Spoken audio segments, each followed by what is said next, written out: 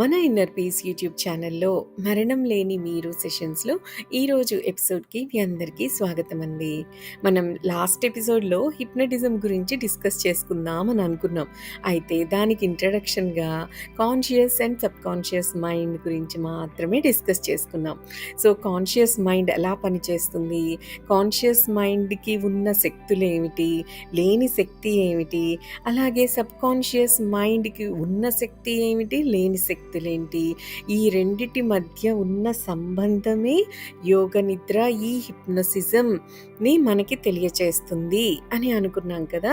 So మనం బాగా గుర్తుంచుకోవాల్సిన విషయాలన్నీ మీకు గుర్తున్నాయనే అనుకుంటూ డైరెక్ట్గా ఈ హిప్నటిజం ఎలా పనిచేస్తుంది అన్నది చూసేద్దాం. అయితే మన సబ్కాన్షియస్ మైండ్కి విచక్షణ శక్తి లేదు, గుర్తుంది కదా ఈ విషయం. అలాగే ఆలోచించే శక్తి కూడా లేదు, తర్కించే శక్తి కూడా లేదు. కాబట్టి ఏదైనా ఒక సూచనను బలవంతంగా కాన్షియస్ మైండ్కు సబ్కాన్షియస్ మైండ్కు మధ్య ఉన్న తెరలో నుంచి లోపలికి పంపించగలిగితే మన ఇష్ట ప్రకారం సబ్కాన్షియస్ మైండ్తో పని చేయించుకోవచ్చు. అర్థమైందా? కాన్షియస్ మైండ్కి సబ్కాన్షియస్ మైండ్కి మధ్యలో ఉండేదేంటి? ఒక తెర. సో కాన్షియస్ మైండ్ ఎన్నో ఆలోచనలు చేస్తూ ఉంటుంది. ప్రతి ఆలోచన సబ్కాన్షియస్ మైండ్కి రీచ్ అవ్వకుండా ఈ తెర హెల్ప్ చేస్తుంది. దేని గురించి అయితే కాన్షియస్ మైండ్ ఎక్కువగా ఆలోచించి విశ్లేషించి మాట్లాడుతూ ఊహిస్తూ ఉంటుందో ఆ విషయం సబ్కాన్షియస్ మైండ్లోకి దూరిపోతుంది. అవునా? కాబట్టి ఏదైనా ఒక ఇన్స్ట్రక్షన్ని బలవంతంగా కాన్షియస్ మైండ్కు సబ్కాన్షియస్ మైండ్కు మధ్య ఉన్న తెరలో నుంచి లోపలికి మనం పంపించగలిగితే మన ఇష్ట ప్రకారం సబ్కాన్షియస్ మైండ్తో మనం పని చేయించుకోవచ్చు అనమాట. సో కాన్షియస్ మైండ్కు ఒకే ఆలోచన మీద లగ్నం చేసి ఇస్తున్న సూచనకు బలం పెరుగుతుంది. మనం ఎవరికైనా వారు హిప్నటైజ్ అవుతారని ఓ సూచన ఇస్తే ఆ మాటను వారు నమ్మితే వారు తప్పక హిప్నటైజ్ చేయబడతారు. ఎందుకు అంటే అప్పుడు తెర కాస్త దింపబడి ఉంటుంది కాబట్టి. చాలామంది గొప్పలు చెప్పుకుంటూ ఉంటారు, తమను ఎవ్వరూ హిప్నటైజ్ చేయలేరు అని. ఇలా ఒక్కసారి నూరుకుంటే పర్వాలేదు, ఈ మాటనే మరీ మరీ అంటూ ఉంటే హిప్నటిజం తమను ఏమీ చెయ్యలేదని అనేక సార్లు చెప్పడం వల్ల దాన్ని నిరోధించగలగడం పోయి ఇంకా సులభంగా లొంగిపోగల స్థితిని వారు చేరుకుంటారు. ఎందుకు అంటే ఇచ్ఛాశక్తికి ఊహాశక్తికి యుద్ధం జరిగితే ప్రతిసారి ఏది గెలుస్తుంది? ఊహాశక్తే విజయాన్ని సాధిస్తుంది. మనం ఈ విషయం చెప్పుకున్నాం కదా. విల్ పవర్కి ఊహాశక్తికి యుద్ధం జరిగితే ఊహాశక్తే గెలుస్తుంది. ఇదే రూల్ ప్రకారం నన్నెవ్వరూ హిప్నటైజ్ చేయలేరు అని పదే పదే అంటూ ఉన్న వాళ్ళే చాలా ఈజీగా ఈ హిప్నటిజంకి లొంగిపోగల స్థితిలో ఉంటారనమాట. అంటే తాము హిప్నటిజంకి లొంగకూడదని సంకల్పించుకోగానే ఊహాశక్తి విజృంభించి నువ్వు లొంగిపోతావని మంత్రించినట్లు ఏం జరిగిందో తెలుసుకునే లోపలే వాళ్ళు దానిలో మునిగిపోయి ఉంటారు. ఓ మనిషి ఎలా హిప్నటైజ్ అయిపోతాడో మీకు తెలిసే ఉంటుంది. దీని గురించి మళ్ళీ ఇంకోసారి తెలుసుకున్నందువల్ల మీకు వచ్చే ప్రమాదం అయితే ఏమీ ఉండదు కదా. సో ముందుగా హిప్నటైజ్ చేయబడే వ్యక్తి ధ్యాసను ఆకర్షించడానికి ఓ ఉపాయాన్ని మనం ప్రయోగించగలిగితే ఏ సమయంలోనైనా ఒకే ఒక్క ఆలోచనను మాత్రమే చేయగల కాన్షియస్ మైండ్కు మనం బందీ చేసి పట్టుకొని తగిన సూచనలను అందిస్తే అవి వ్యక్తి యొక్క సబ్కాన్షియస్ మైండ్లోకి పాకుంటూ వెళ్తాయన్నమాట. సో సాధారణంగా హిప్నటిస్ట్ దగ్గర ఓ మెరిసే బటన్ కానీ, ఓ గాజు ముక్క కానీ, మరి ఏదైనా చిన్న వస్తువు కానీ ఉంటుంది. తళుకుమని మెరుస్తూ ఉండే ఈ వస్తువు మీదే దృష్టిని మనసును నిలబెట్టి ఉంచుకోమని హిప్నటిస్ట్ తన ఆధీనంలోకి తెచ్చుకోబోయే వ్యక్తికి చెబుతాడు. తన వెనుక జరుగుతున్న కొన్ని పనులను ఆ వ్యక్తి ఆహ్, కాన్షియస్ మైండ్‌కి తెలియకుండా దాని ధ్యాసను మళ్లించి ఒక విషయం మీదే దాన్ని నిలబెట్టి ఉంచడమే దీని లక్ష్యమనమాట. సో, హిప్నటిస్ట్ ఓ వస్తువును ఓ వ్యక్తికి కంటి చూపుకు కొంచెం పైకి ఉండేలా పట్టుకొని దాన్నే చూస్తూ ఉండమంటాడు. కొంచెం ఇబ్బందిగా అనిపించే ఆ వైపే చూస్తూ ఉండటం వల్ల చూస్తున్న వ్యక్తి కనుగుడ్లకు, కనురెప్పలకు కూడా కొంత శ్రమను కలిగిస్తుంది. కళ్ళను, కనురెప్పల్ని కదిలించే కండరాల మీద కొంచెం ఒత్తిడి పెరుగుతుంది. శరీరం మొత్తం మీద చాలా బలహీనంగా ఉండే కండరాలు ఇవే కాబట్టి సులభంగా అలసిపోతాయి. కొన్ని క్షణాల పాటు తదేకంగా ఆ వస్తువు వంక చూసేసరికి ఆ వ్యక్తికి కళ్ళు అలసిపోయి కన్నీరు రావడం ప్రారంభమవుతుంది.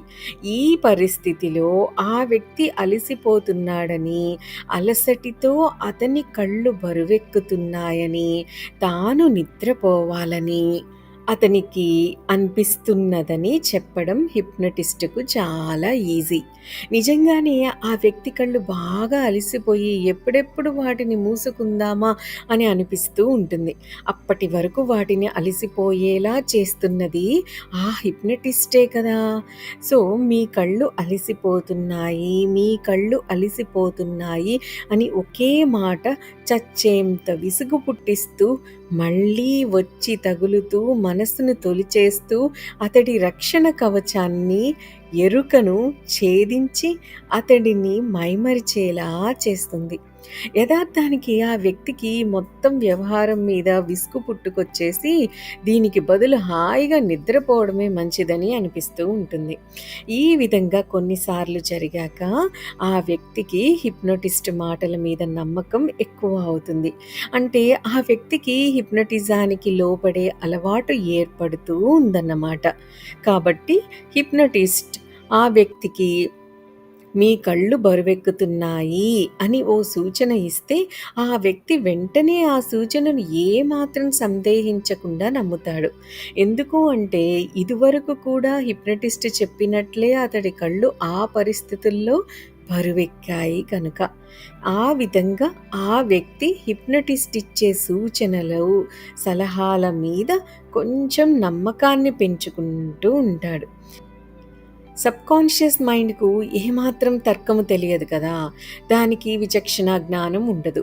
అందువల్లే కాన్షియస్ మైండ్ కళ్ళు బరువెక్కుతున్నాయని హిప్నటిస్ట్ చెప్పగానే ఎలా నమ్ముతుందో, మీకు నొప్పి లేదు అనే సూచనను హిప్నటిస్ట్ చెబితే ఆ మాటని నిజమేనని ఒప్పుకుంటుంది. ఇలాంటి పరిస్థితుల్లో నిపుణుడైన హిప్నటిస్ట్ తన బలమైన సూచనల ద్వారా ఓ స్త్రీకి ఏమాత్రం నొప్పి కలగకుండా సుఖంగా డెలివరీ జరిగేలా చూడగలడు. ఏ ఇబ్బంది, నొప్పి లేకుండా పాడైన పంటిని వ్యక్తి నోట్లో నుంచి లాగేయబడేలా ఆ హిప్నటిస్ట్ చేయగలడు. కొంత హిప్నటిజం సాధనతో ఇలాంటి వాటిని సులభంగా సాధించవచ్చు. మొత్తం మీద జరిగేదేమిటంటే ఎవరు హిప్నటైజ్ చేయబడుతున్నారో వాళ్ళు హిప్నటిస్ట్ మాటలను నమ్ముతూ ఉంటారు. వేరే విధంగా చెప్పాలి అంటే ఆ వ్యక్తి కళ్ళు బరువెక్కుతున్నాయని హిప్నటిస్ట్ చెబుతాడు. ఆ వ్యక్తి అనుభవంలో కూడా కళ్ళు బరువెక్కుతూ ఉంటాయి. కళ్ళు మూసుకుంటే ఎంతో హాయిగా ఉంటుందని హిప్నటిస్ట్ చెప్తాడు. ఆ వ్యక్తి కళ్ళు మూసుకోగానే నిజంగానే అతడికి ఎంతో హాయిగా ఉంటుంది. ఓ హిప్నటిస్ట్ తన సూచనలన్నిటినీ హిప్నటైజ్ చేయబడే వ్యక్తి నిజంగా నమ్ముతూ ఉన్నాడో లేడో నిర్ధారించుకోవాల్సి ఉంటుంది. ఆ వ్యక్తి పడుకొని ఉన్నాడనుకోండి, అప్పుడు మీరు నిలబడి ఉన్నారు అని చెప్పడం నిరుపయోగమే అవుతుంది. సో, చాలామంది హిప్నటిస్టులు తాము చెప్పే విషయాలు నిరూపింపబడిన తరువాత మాత్రమే ఆ మాటను చెబుతారు. ఫర్ ఎగ్జాంపుల్ ఓ హిప్నటిస్టు ఓ వ్యక్తిని చేతిని పూర్తిగా పక్కకు చాపమని చెబుతాడు. ఆ మాట అనేక సార్లు యాంత్రికంగా చెప్పిన తరువాత ఆ వ్యక్తి అలసిపోతున్నట్లు గమనించి, తరువాత "మీ చెయ్యి అలసిపోతుంది, మీ చెయ్యి బరువెక్కుతుంది, మీ చెయ్యి అలసిపోతుంది" అని చెబుతాడు. ఈ మాటలు నిజమేనని ఆ వ్యక్తికి నిజంగా అనుభవం అవుతూ ఉంటుంది కదా! మగతగా దాదాపు గాఢ నిద్ర పట్టబోయే దశలో ఉన్న ఆ వ్యక్తి "అవునయ్యా! ఇంతసేపు చెయ్యి చాచి నుంచొని ఉంటే చెయ్యి నొప్పి పెట్టదా? బుద్ధి లేకుండా మాట్లాడుతున్నారే" అని మాత్రం అనలేడు. హిప్నటిస్ట్‌కు నిజంగానే కొంత శక్తి ఉన్నట్టు, శాసించి ఏ పనినైనా చేయగల మహిమ ఉన్నట్టు నిజంగా నమ్ముతూ ఉంటాడు. సో, భవిష్యత్తులో డాక్టర్లు, సర్జన్లు ఈ హిప్నటిజంను తమ వైద్యానికి ఉపయోగించుకుంటారు అంటారు రాంప. ఎందుకు అంటే హిప్నటిజం వల్ల అనుబంధంగా ఏ ఇబ్బందులు, జబ్బులు రావు కాబట్టి. రోగులకు ఏ కష్టము, నష్టము ఉండదు కాబట్టి. వాళ్లకు ఏ ఉద్వేగాలు, విచారాలు కలుగవు కాబట్టి. హిప్నటిజం చాలా సహజంగా ఉండి ఆ హిప్నటిస్ట్ ఇచ్చే సూచనలకు దాదాపు అందరూ లోబడతారు. ఎంత గట్టిగా ఓ మనిషి తను హిప్నటైజ్ కాబడనని చెప్పుకుంటూ ఉంటాడో అంత సులభంగా ఆ వ్యక్తి హిప్నటైజ్ చేయబడతాడు. ఇంకొకళ్ళకు హిప్నటైజ్ చేయడం గురించి మనం ఆలోచించడం లేదు. విచక్షణారహితంగా సరైన శిక్షణ పొందకుండా చేసే హిప్నటిజం వల్ల ఎంతో హాని, కీడు కలుగుతాయి. రాంప ఉద్దేశం మనల్ని మనం యోగ నిద్రలోకి పంపుకునేందుకు, అంటే హిప్నటైజ్ చేసుకునేందుకు సహాయం చెయ్యాలి అని మాత్రమే. మనల్ని మనం యోగ నిద్రలోకి పంపుకొని ఎన్నో చెడు అలవాట్లను మానుకోవచ్చు. మనకున్న బలహీనతలను జయించవచ్చు. చలికాలంలో మన వంటి ఉష్ణోగ్రతను, టెంపరేచర్‌ని ఎక్కువ చేసుకోవచ్చు. ఇంకా ఇలాంటి గొప్ప అద్భుతాలెన్నిటినో చేయవచ్చు.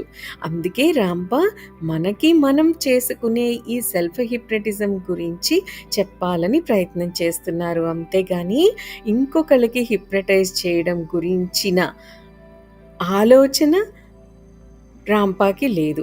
మనం ఇంకొకళ్ళకి హిప్నటైజ్ చేయాలి అన్న ఉద్దేశం కూడా ఇక్కడ రాంపాకి లేదు. ఇంకొకళ్ళను ఎలా హిప్నటైజ్ చేయాలో రాంప అస్సలు చెప్పరు. ఎందుకు అంటే ఎన్నో సంవత్సరాల అనుభవము ఉంటే తప్ప ఇంకొకళ్ళకి హిప్నటైజ్ చేయడానికి ప్రయత్నించడం అత్యంత హానికరం కాబట్టి. మన ఉపయోగం కోసం మనల్ని మనం ఎలా హిప్నటైజ్ చేసుకోవచ్చో ఇక్కడ రాంప చెప్పాలనుకుంటున్నారు. హిప్నటిజం గురించి కొన్ని వాస్తవాలను మన ముందుంచే ప్రయత్నం ఇప్పుడు రాంప చేస్తున్నారు. మనం స్వంతంగా హిప్నటైజ్ చేసుకోవడం అంటే సెల్ఫ్ హిప్నటిజం లేదా ఆటో హిప్నటిజం గురించి మనం నేర్చుకుందాం. పశ్చిమ దేశాల్లో ఒక అపోహ ఉంది, ఎవరిని వెంటనే హిప్నటైజ్ చేయడానికి వీలు పడదు అని. అయితే రాంప చెప్పినట్లు నిజంగా ఇది అపోహే అని చెప్పవచ్చు. ప్రాచ్య విద్యా విధానంలో యోగ నిద్రను అభ్యసించిన వాళ్ళు ఎవరైనా వెంటనే ఎవరినైనా నిద్రలోకి పంపి హిప్నటైజ్ చేయగలరు. ఇంకో మాట కూడా వినిపిస్తూ ఉంటుంది, నైతిక ధర్మాలకు విరుద్ధమైన ఓ పనిని హిప్నటైజ్ చేసి బలవంతం పెట్టి ఎవరి చేత చేయించలేరు అని. ఈ మాట కూడా పూర్తిగా తప్పే అంటారు రాంప. మంచి ప్రవర్తనతో నడుచుకుంటూ జీవిస్తున్న ఓ మంచి మనిషిని పట్టుకుని హిప్నటైజ్ చేసేసి ఇక వెళ్ళి ఓ బ్యాంకును దోచుకురా అంటే ఆ పనిని చెయ్యడు. నిద్రలో నుంచి లేచి కూర్చుంటాడు. కానీ చాకచక్యం ఉన్న ఓ హిప్నటిస్ట్ ఓ వ్యక్తిని అతనొక ఆట ఆడుతున్నట్లు లేక ఓ నాటకంలో నటిస్తున్నట్లు తన సూచనలను, సలహాలను జాగ్రత్తగా రచించి ఆ వ్యక్తిని మభ్యపెట్టగల సమర్థుడై ఉంటాడు. ఓ హిప్నటిస్ట్ తెలివిగా మాయమాటలు చెప్పి ఇంకొక వ్యక్తికి హాని చేసే వీలు ఉంది. ఎందుకు అంటే నిస్సంకోచంగా తప్పుడు పనులు చేసే వాళ్ళ చేతుల్లోనూ, తగినంత శిక్షణ లేని వాళ్ళ చేతుల్లోనూ ఈ హిప్నటిజం చాలా ప్రమాదకరంగా పరిణమిస్తుంది. మనం ఓ మంచి డాక్టర్ సహకారంతో తప్ప స్వతంత్రించి హిప్నటిజం జోలికి పోకుండా ఉండటమే మంచిది అని రాంప సలహా. అత్యంత అనుభవశాలి, మంచి పేరు ఉన్న డాక్టర్తో కలిసి లోకోపకార నిమిత్తం మాత్రమే హిప్నటైజ్ని వినియోగించాలి అంటారు రాంప. ఆటో హిప్నటిజం లేక సెల్ఫ్ హిప్నటిజం ద్వారా మనం హిప్నోటిజంను మన ఉపయోగం కోసం నేర్చుకోవచ్చు. రాంప నేర్పే విధానంతో మనం ఈ సెల్ఫ్ హిప్నటిజం గనుక నేర్చుకుంటే మనకు కానీ, ఇంకెవరికి గానీ ఎట్టి ప్రమాదము సంభవించదు. అంతేకాక మనకు ఇంకా చాలా మందికి కూడా ఎంతో మేలు జరుగుతుంది. అయితే ఈ సెల్ఫ్ హిప్నటిజం ఎలా చేయాలి? ఏంటి అసలిది? ఎందుకు ఉపయోగపడుతుంది? ఈ విషయాలన్నీ మరి మన నెక్స్ట్ ఎపిసోడ్‌లో డిస్కస్ చేద్దామా? దట్స్ ఆల్ ఫర్ టుడే అండి. Have a great day. Thank you. Thank you. Thank you.